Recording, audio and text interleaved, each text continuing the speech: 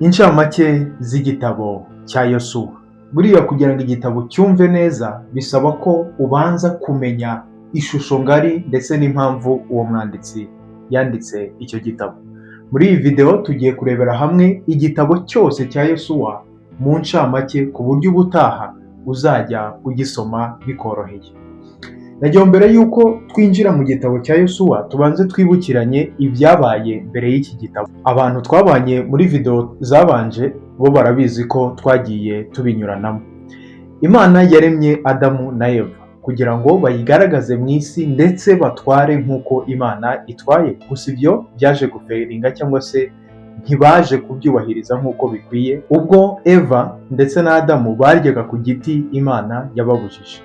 Nyuma y'uko bafeirinze, nyuma yaho nibwo Imana yaje kongera gutoranya umugabo witwa Aburahamu ndetse imusezeranya ko mu rubyaro rwe aribwo Imana izongera guhereza umugisha amahanga yose. Uko niko mu rubyaro rwiwe tubonamo ubwoko bw'Abisiraheli. Imana nyuma yaje gutoranya Mose ngo akure ubwoko bw'Imana mu gihugu cya Egiputa abazane mu gihugu cy'isezerano.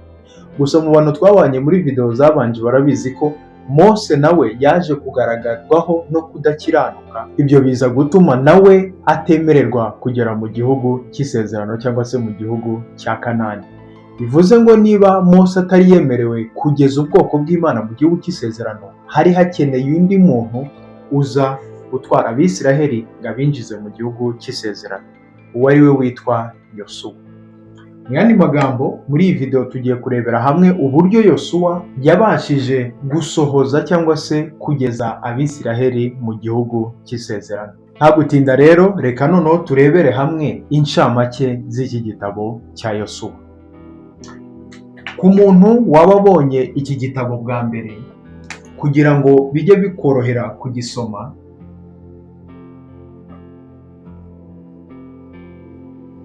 nakubwira ko iki gitabo cya Yosuwa kigabanyijemo ibice bine. Igice cya mbere ni ukuva ku gice cya mbere cya Yosuwa kugera mu bice bitanu bya Yosuwa. Iki nicyo twakita igice cya mbere. Igice cya kabiri ni ukuva ku bice bitandatu kugera ku bice 12. Igice cya gatatu ni ukuva ku bice 13 kugera ku bice 22.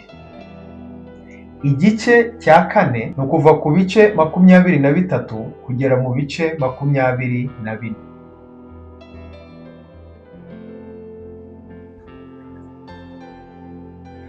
Ni ukuvuga ngo ibi bishatse kuvuga iki? Ese ibi bice uko ari bine bigiye bigabanyijemo ayahe masomo cyangwa se mu ncamake ibi bice bigenda bitubwira iki? Reka dukoreshe irindi bara kugira ngo tubashe gusobanukirwa. Ni ukuvuga ngo kuva ku gice cya mbere kugera ku gice cya gatanu cya Yosuwa, tubonaho Yosuwa yambutsa Abisiraheli, kwambutsa Abisiraheli. Ni ukuvuga ngo tubona muri iki gice kuva ku gice cya mbere kugera ku gice cya gatanu, tubona Yosuwa yambutsa Abisiraheli, abambutsa Yorodani abajyana mu gihugu cy'isezerano cya Kanani. Hanyuma kuva kuri iki gice cya gatandatu kugera muri iki gice cya 12 tubona intambara. Tubona intambara Abisiraheli bagiye barwana n'Abanyakanani. Hanyuma muri iki gice cya gatatu aricyo kuva ku gice cya 13 kugera ku cya 22 tubona Yosuwa kugabanya Abisiraheli ubutaka. Tubona hano Yosuwa agabanya Abisiraheli ubutaka. Hanyuma kuva ku gice cya 23 kugera ku gice cya 24 tubona Yosuwa atanga impuguro. Ngizi incamake z'igitabo cya Yosuwa. Reka noneho tubyinjiremo akantu ku kandi nk'abaganira ku buryo bikorohera gusobanukirwa iki gitabo cya Yosuwa. Kuva kuri iki gice cya mbere kugera ku gice cya gatanu dutangira tubona Yosuwa Imana imuhereza amabwiriza, aramubwira ati nyamuneka ujye utega amatwi ibintu byanditse muri iki gitabo ubyiteho. Iri kumubwira ibitabo 5 Mose yanditse.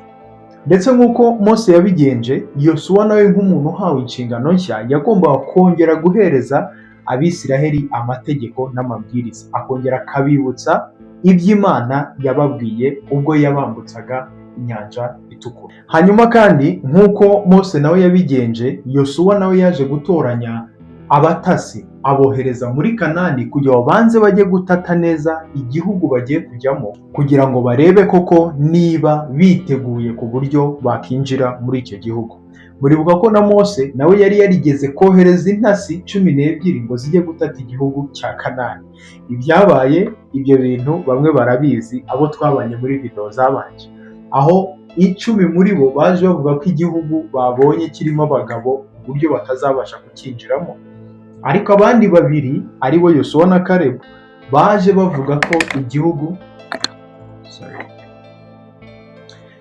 bavuga ko igihugu babonye ari icy'amata n'ubuki. Hanyuma muri iki gitabo twongera kubona noneho Yosuwa nawe yohereza abatasi.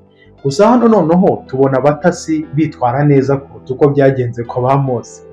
Abatasi hano bagiye gutata icyo gihugu, noneho ahubwo bibaberamo n'iby'umugisha, bahurirayo n'umugore witwa Rahabu.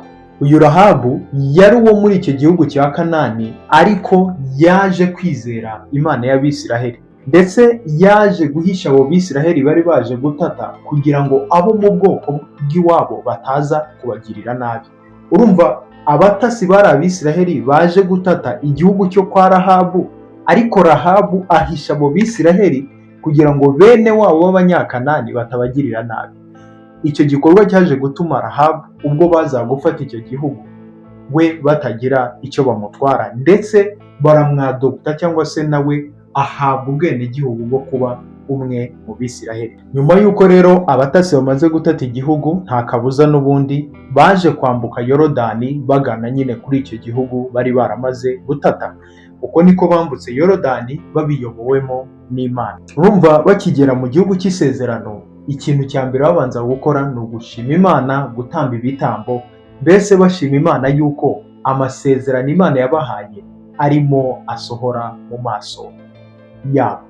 Uko rero niko byaje kugenda, ndetse Abisiraheli barakebwa nk'ikimenyetso Imana yari yarabahaye cy'isezerano yagiranye n'abasokuruza. Hanyuma kuva kuri iki gice cya kabiri, ubwo ni ukuvuga kuva ku gice cya 6 kugera ku gice cya 12, tubona noneho intambara Abisiraheli bagiye barwana n'Abanyakanani. Ni ukuvuga ngo izi harimo intambara nyinshi zivugwamo hano, ariko harimo 2 zizwi cyane. Ubwo ni ukuvuga intambara barwanye y'i Yeriko ndetse n'intambara yo muri Ayi. Izindi nazo ni intambara turi bugende tuvugaho mu ncamake. Intambara y'i Yeriko ni intambara Imana yababwiye ati mwebwe ibintu byo kuvuga ngo murakoresha imbaraga zanyu mu byihore, mwebwe mugende muzenguruke Yeriko gusa, muraza kubona inkuta ziriduka. Uko niko byagenze. Abisiraheli baragiye barizengurukira umunsi wa mbere, umunsi wa kabiri. Benshi twita kuri iki gikorwa cy'Abisiraheli bakoraga bazenguruka, ariko ntitwite ku kwinangira kw'Abanyakanani bari bafite. Kuko umva kubona umunsi wa mbere bumva Abisiraheli batambagira bakinangira, umunsi wa kabiri bakinangira, wa gatatu, wa kane, wa gatanu, kugera ku munsi wa 7 aho Yeriko yaridukaga, aho dushobora kuvuga ngo Imana ntiyari iri fair, cyangwa se Imana ntiyababereye, cyangwa se ntiyakoresheje ubutabera. Ariko nyamara tubona Imana yarabihanganiye, ariko bakomeje kwinangira. Uko niko rero umunsi wa 7 Yeriko yaje kurinduka, Abisiraheli binjira muri Yeriko. Uko niko intambara ya Yeriko baje kuyitsinda, ndetse bafata icyo gihugu. Ariko hari ikosa ryaje kubaho. Ubwo barwanaga bagatsinda Yeriko, hari umugabo umwe witwa Akani. Uyu mugabo ubwo barwanaga bagafata Yeriko, hari imyambaro yo mu bwami bwaho Yeriko, cyangwa se yo muri icyo gice bari bamaze gufata cya Yeriko, imwe mu myambaro y'ibigirwamana byabo. Uyu mugabo Akani yaje kubyiba. Hanyuma bagiye kurwana mu ntambara ya Ayi, baratsindwa. Ibyo byabateye kwibaza ati ni gute dutsindwa kandi dufite Imana ikomeye. Ibyo byabateye kwibaza kuki twatsinzwe. Ubwo nibwo Imana yababwiye ngo mubanze mukure ikizira muri mwe hanyuma murebe ko mudatsinda. Ubwo icyo kizira cyari ikihe? Uribuka inkuru nari maze kukubwira y'umugabo witwa Akani. Nyuma y'uko yari yatsinze Yeriko, we yagize bimwe afata arabyibikira arabihisha, kandi Imana yari yababwiye ko nta hantu ihuriye n'ibindi bigirwamana, ariko yafashe ibyo bikoresho byakoreshwaga n'izindi mana zo muri Yeriko, we arabihisha. Icyo nicyo cyaje gutuma batsindwa iyi ntambara yo muri Ayi. Ubwo icyo baje gukora ni iki? Baje gukura icyo kizira muri bo. Gukura ikizira muri bo ni ukuvuga ngo ni ugukuramo uwo muntu wakoze ibyo bintu agaterwa amabuye ndetse n'abamukomokaho. Uko niko byaje kugenda. Bamaze gukura ikizira muri bo, baje kongera gutera Ayi. Iyo ntambara noneho barayitsinda. Intambara zo ni nyinshi baje kurwana, harimo n'izindi ntambara zigiye zitandukanye Abisiraheli bagiye barwana, nk'intambara bateye Abagibeyoni, ariko bo babaye nka Rahabu, bemera kugandukira Imana ya Isiraheli. Ibyo bituma bo bakomeza kubaho ndetse bakungwa mu muryango wa Isiraheli. Ibyo bikakwereka ubutabera bw'Imana ko icyo yari igamije atari ukuvuga ngo batera Abanyakanani ngo babice bose, oya, ahubwo ibyo bikwereka ko Imana uwayemeraga cyangwa se uwayizeraga yarababarirwaga. Ni ikikwereka ko Imana yarwanyaga umuntu uyirwanya. Ntabwo Imana yazavuye ngo barasimba akunda ngo mugende mubarimbure. Ibyo nabyo ni ibintu tuzagenda tugarukaho tureba ubutabera bw'Imana benshi babonamo nk'aho Imana yagiraga kubera cyangwa se yita ku Bisiraheli gusa, andi moko ikareka impfu n'ibiki byose bikabageraho, ariko ntabwo ariko tugenda tubibona. Hanyuma muri iki gice guhera ku gice cya 13 kugera ku gice cya 22 tugenda tubona noneho Yosuwa yari arimo arasaza. Hanyuma mu gusaza kwe yagiye agabanya Abisiraheli bose ubutaka bwa Kanani. Iki ni igice benshi tudakunda gusoma kubera ko tubonaho amazina menshi n'ibintu byinshi bisa naho bitatureba, ariko ku Bisiraheli ibi byari ibintu bikomeye cyane, kuko ni amasezerano yari ari gusohora. Imana yasezeranyije sekuruza Aburahamu bari kubona asohora mu maso yabo, aho Imana yari yarababwiye ko izabahereza igihugu cya Kanani. Urumva ko ku Bisiraheli kubona bari kugabanya igihugu cyari ikintu gikomeye ndetse gikomeye cyane, gituma bongera gukunda Imana no kuyizera mu buryo budasanzwe. Iki gice rero tugenda tubona bagenda bagabana ubutaka.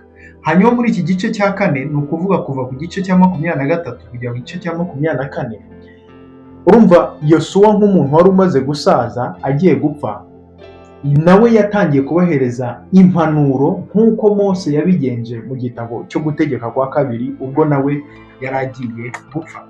Ni ukuvuga ngo hano tubona rero Yosuwa nawe yongera kwibutsa Abisiraheli amategeko ndetse n'amabwiriza bigenga Imana ya Isiraheli. Ndetse kandi tubona Yosuwa nawe yongera gukora ikintu nk'icyo Mose yakoze mu gitabo cyo gutegeka kwa 2.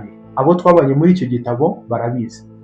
Tubona Yosuwa abahereza amahitamo, aravuga ati nimuhitamo kwizera Imana muzagira imigisha, ariko nimuyigomera muzabona imivumo, harimo no kuba mwatwarwaho nk'abanyagano mu yandi mahanga.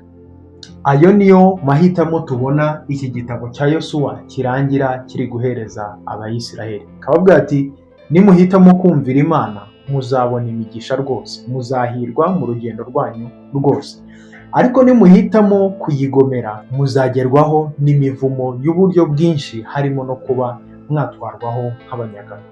Ubwo twakibaza ko Abisiraheli tubizi ko bari bafite umutima unangiye cyangwa se bafite umutima ukomeye nk'ibuye, ariko Imana yari yabasezeranyije ko izabaha umutima woroshye nk'inyama ubasha kuyumvira.